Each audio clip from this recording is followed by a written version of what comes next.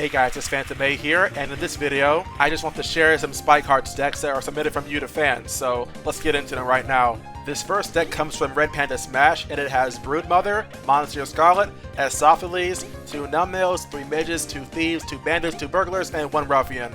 It's all in all really simple. Basically just play however you can to meet the TP that's used up for each round, at least as much as you feel is necessary. Save Monster Scarlet for when your HP gets low. Esophages can do a lot of damage if paired up with things like Thieves or Bandits. That is just how Empower works. You power both your Esophages card with that card as well as your other tribe cards like Thieves, Burglars, Bandits. It's good, really good. There's also Broodmother as a boss. Not my first pick for a boss, honestly. If you can get a lot of midges in your hand when you use Broodmother, it can be pretty strong, but with only one midge, it's going to be really weak. Like compared to Esophages, if you have, say, Esophages as well as a Thief, that's actually 1 over the power curve. So for example, you have 7 TP but you do 9 damage. Meanwhile, 2 Burglars which cost 4 TP each is 8 total, that's 8 damage. So yeah, Esophages is definitely better than Broodmother, but for what it's worth, it's a solid enough deck. Very beginner friendly, the Numbnails are always solid as well. And thank you for submitting.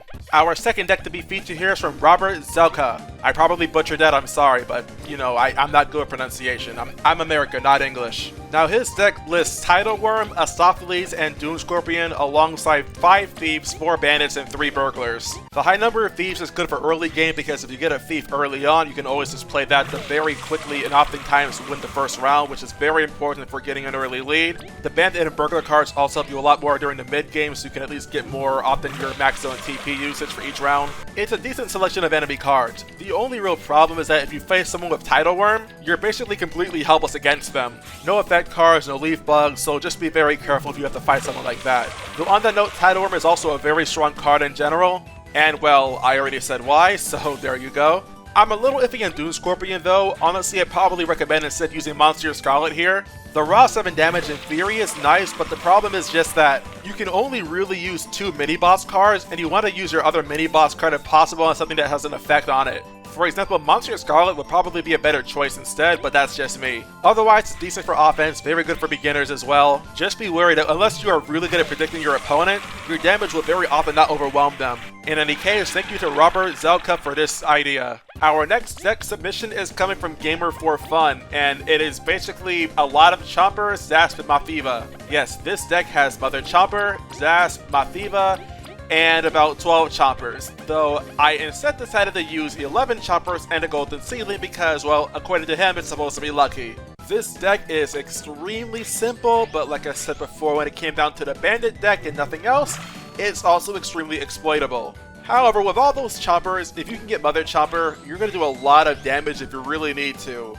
Just be aware that oftentimes, you're not going to hit the power curve you need to hit if you want to do a lot of damage. And the only card with an odd number is Zasp, which has 3, and oftentimes you want to use them alongside Mafiva too. The extra healing and attack go a very long way in justifying those 2 being together. On the bright side, the early game is going to be extremely in your favor, unless you have to deal with numbing cards.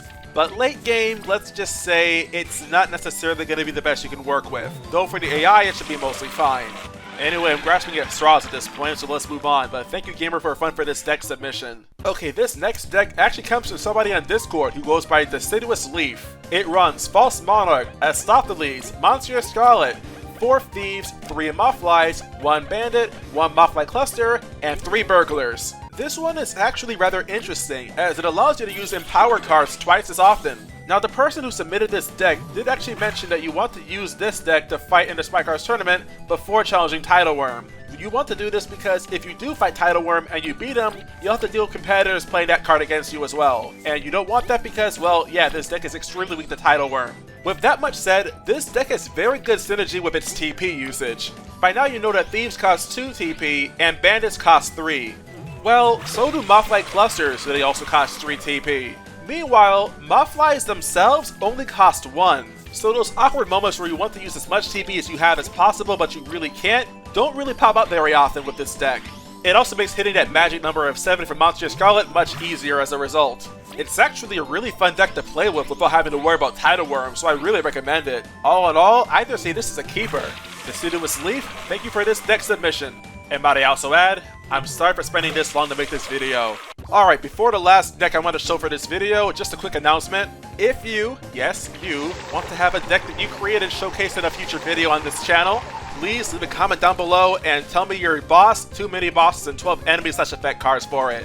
I got a few comments that are just a little too vague and I really can't reliably make decks out of them because, well, the point is to showcase templates and I can't really do that otherwise. With that being said, Purple Platypus put so much effort into making his comment that I'm going to showcase his comment just because I can. He says to use Venus Guardian, 5 Venus Buds, or 4, depends which other one you want, and then basically whatever I want. So I'm also going to go ahead and use Monster Scarlet, Riz, and a bunch of Leaf Bugs. This deck basically just stalls, but it's a fairly easy to use deck just to clear the tournament. When you are at 1 HP, play the Venus Guardian and a few Venus Buds and heal to full. You just have to hope they don't out-defend or somehow out-attack in that last round. Heck, if you're confident in your attack power and have a few buds to spare, just heal early. His words, not mine. So all I can really say is, well, good luck getting Venus Guardian frequently enough to really make this deck work. Against foes with their own lifesteal, I don't think it's really reliable. But if it worked for him, it just might work for you too. So in any case, thank you Purple Platypus 73 for this deck submission. And thank you to viewer for being so patient for me making this video, which I promised I'd make like a month ago, but unfortunately life got in the way. If you want more Spike Cards content on this channel, remember to subscribe down below. If possible, I really want to get to 1,000 subscribers. But until next time, check out this video on the screen right now. It basically teaches you how to play Spike Cards yourself. Who knows, maybe one day I'll host a tournament on this channel, but only time will tell.